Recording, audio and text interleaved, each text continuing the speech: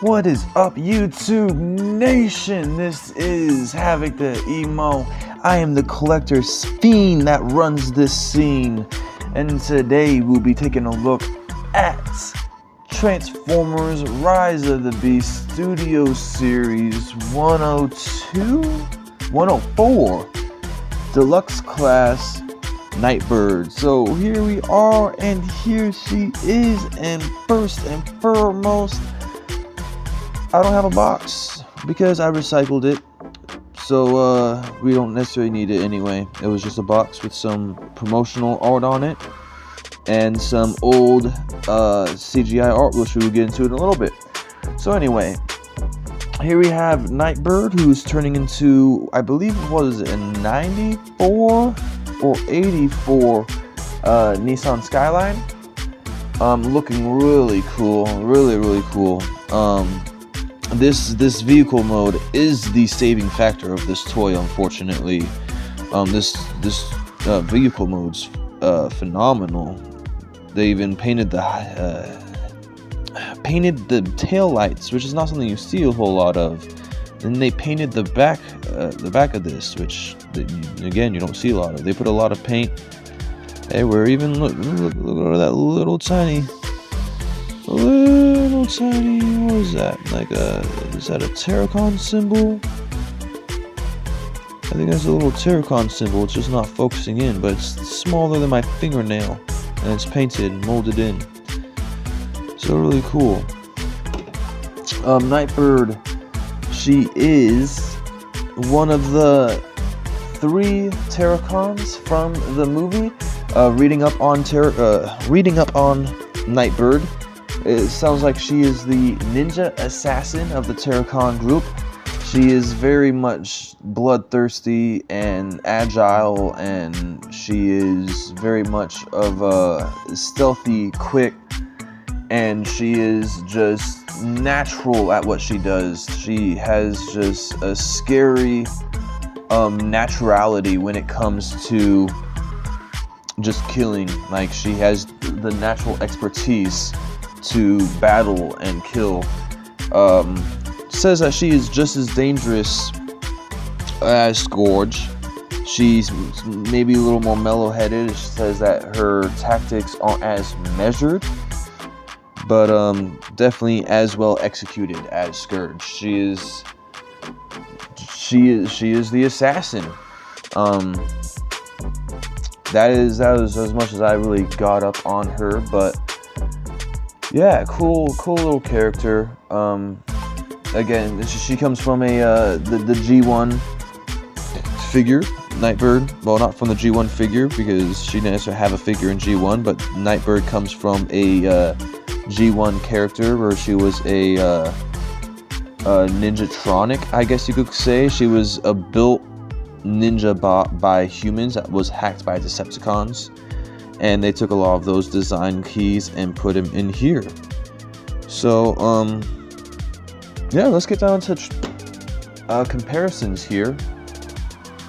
I mean, there's not really a whole lot to talk about.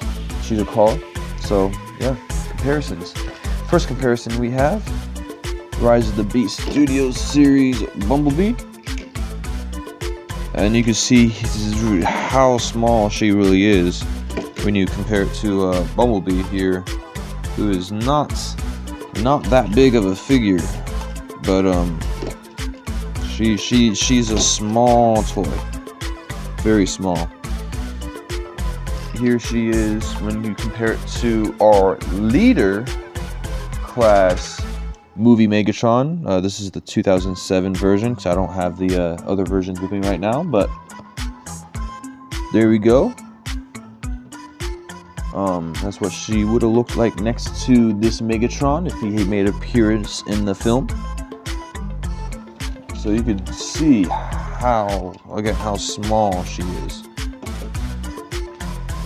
And then, of course, what we previously reviewed, our Rise of the Beast Battle Trap. Get this theme going on here, and they look good together. That's, they definitely scaled the vehicles good. I could say that. the vehicles were scaled very well.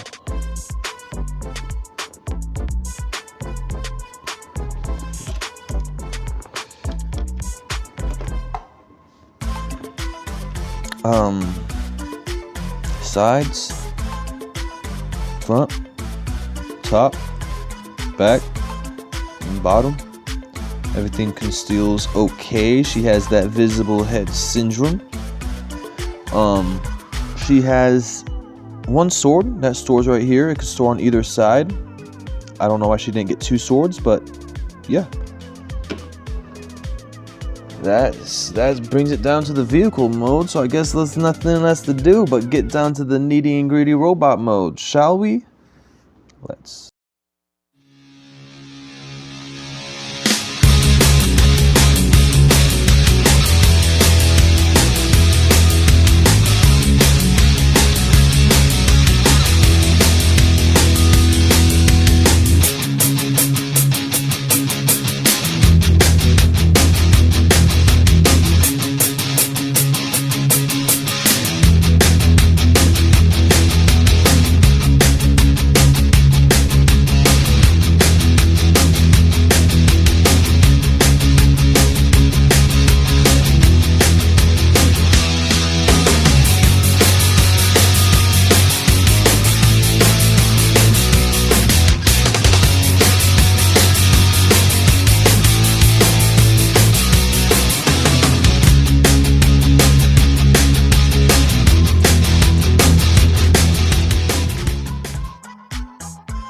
And here we have Nightbird in her robot mode. Nightbird definitely suffered from this film. This film was delayed, and they ended up editing, and they ended up changing the character designs a little bit when Hasbro already had toys made. So, some theories is that the mainline Rise of the Beast toys was supposed to be Studio Series, and then the Studio Series is just new ones based off the new design. I kind of feel it's a mixture of both. I feel that some of these Studio Series designs were still in production. I feel like they planned on having a mainline and a Studio Series line, but some of those mainline ones got pushed because they changed the Studio Series so much, or changed the animation so much that they had to redo the Studio Series. I feel that's what happened with Rhinox, is that they just kind of changed him up a little bit. Nightbird, I feel they changed the animation while they were kind of in the midst of designing this, or since they already had so many toys, they had a smaller budget.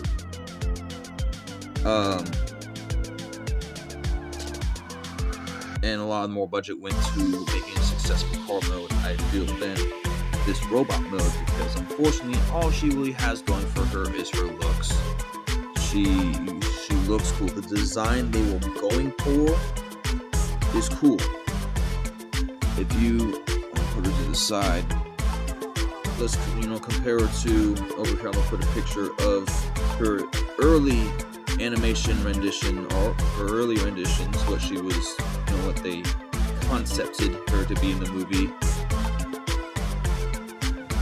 Move this back up, and then change that with what she finally looked in the movie.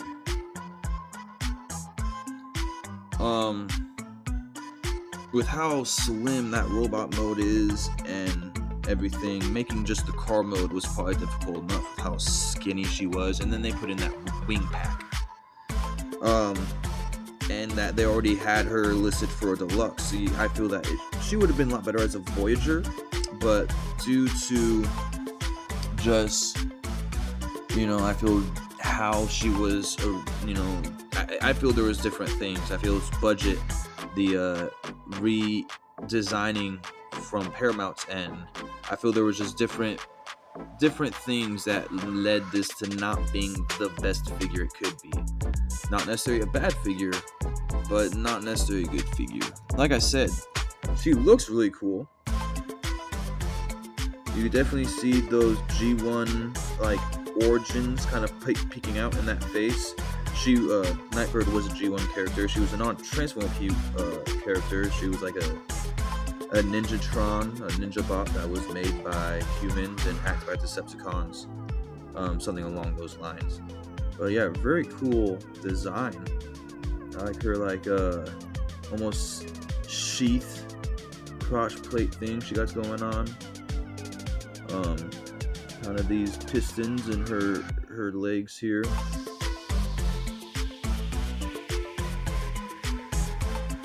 A lot of backpack here. And this backpack does not clip in; it just kind of more rests there. You kind of see it kind of has it just kind of rests there. It doesn't really properly tab in. That's kind of annoying. Posability wise, her head kind of wibbles and wobbles. She can't look all the way up, which is annoying. I mean that she's supposed to fly. Her arms and spin like that, up and down, spin and up and down on both arms. She has these things for reasons, but you can do what you want with those.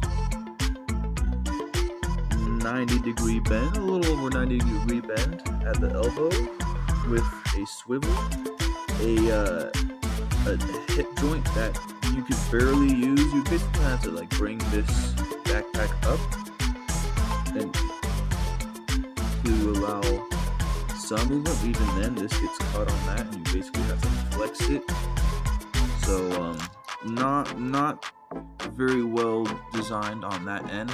She cannot do those high kicks. She could, like, the posability is there, but these on like this foot and everything, like, I'm sure if you really looked at it, you could probably find a way to balance it out, but it's not worth the effort. Yeah, posability is definitely a downer. And then you have these, which are supposed to be wings, but are nowhere near the wings. It looks like the beginning when she's just about to have her wings like transform out of her body, how they kind of start smaller and extend. It kind of looks like her wings got like stuck halfway in transformation. It doesn't look like, I would have kind of preferred them to just leave without the wings, because they don't necessarily look like wings. They just kind of look like shoulder decoration. I'd much rather have her actual wings or just wings. Up, her legs go somewhat back. She has double jointed knees, so you go all the way back. Just kind of go more chicken foot if you want. And she has ankle tilted from right here, and that's more for a transformation thing. So yeah, that is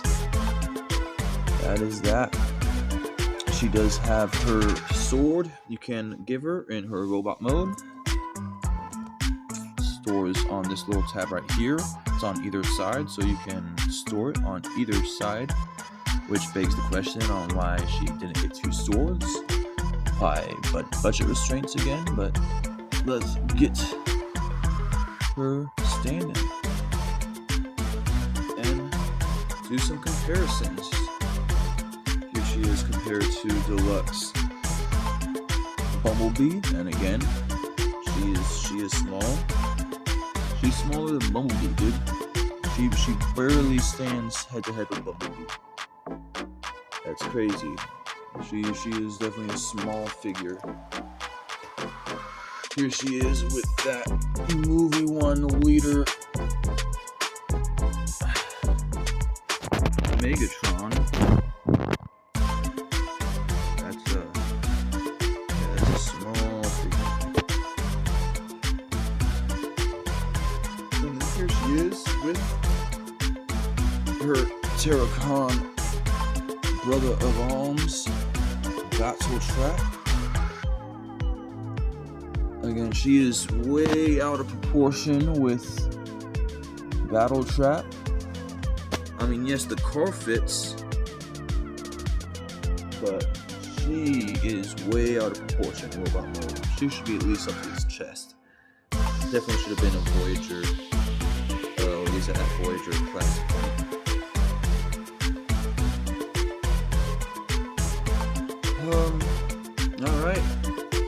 pointing this.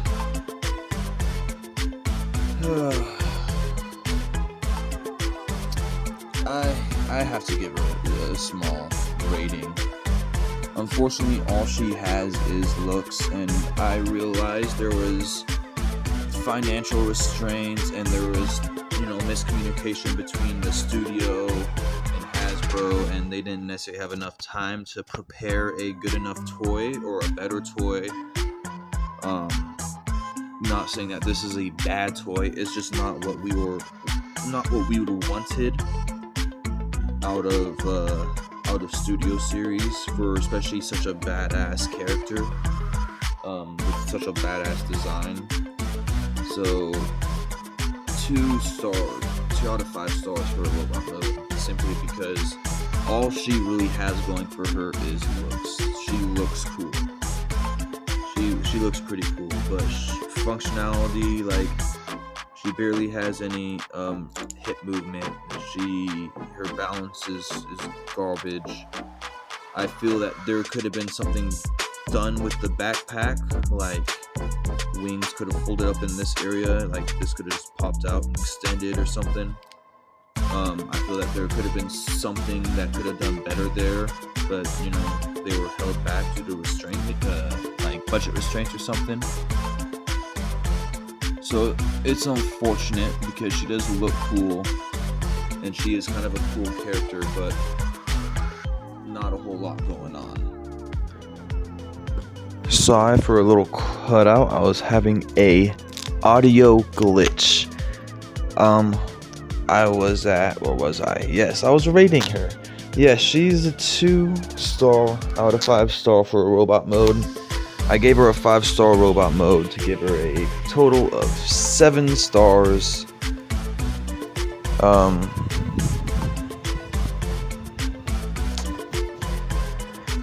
Yeah, like I said, the vehicle mode's the only saving factor of this toy, and if you're someone who doesn't care as much about the vehicle mode as the robot mode, and the vehicle modes, you're like, whatever about that, then this is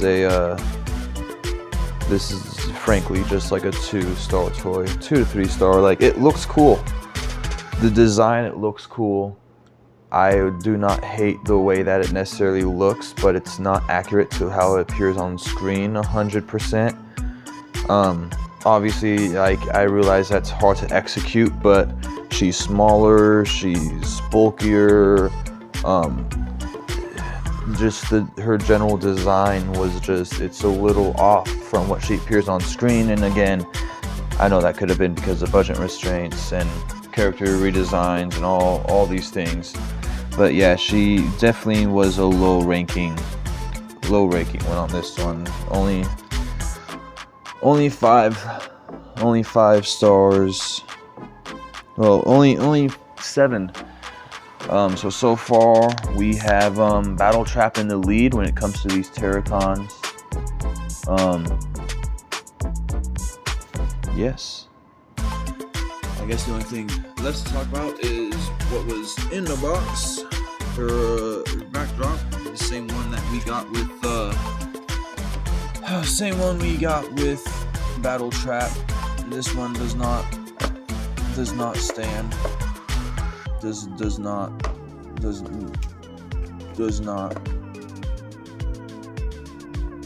stand. There is Studio Series Transformers Rise of the Beast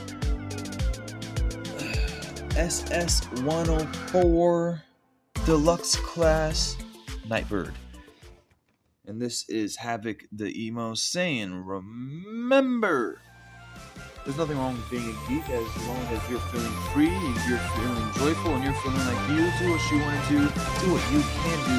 It's your life, it's your money. Don't let anybody tell you that you're too old to play, collect, or have fun. Peace out, YouTube Nation. Until next time.